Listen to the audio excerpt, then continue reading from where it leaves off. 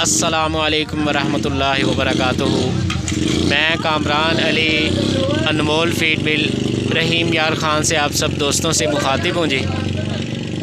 ये गाड़ी जी माशाल्लाह से रावलपिंडी शहर जाने के लिए लोड हो रही है। लड़के माशाल्लाह से जी गाड़ी लोड कर रहे हैं। अभी कुछ ही देर में ये गाड़ी लोड होकर माशाल्लाह से रावलपिंडी की तरफ रवाना हो जाएगी। रावलपिंडी में हमारे मुअज़्ज़ज़ कस्टमर जनाब माजिद अली साहब, उनका माशाल्लाह से ये माल लोड हो रहा है। और ये साथ ही माशाल्लाह से जी लाहौर की गाड़ी भी लोड हो रही है। हमारे यहाँ फ़ीड मिल में अल्हम्दुलिल्लाह से जी 8 इक़साम की फ़ीड तैयार की जाती है।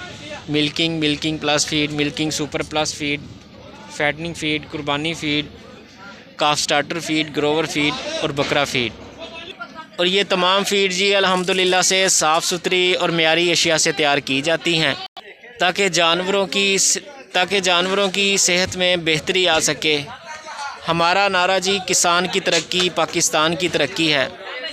दुआ करता हूँ अल्लाह पाक सब दोस्तों के कारोबार में मालो जान में खैर व बरकत अता फ़रमाए। दुआओं में याद रखिएगा जी। अल्लाह हाफिज़।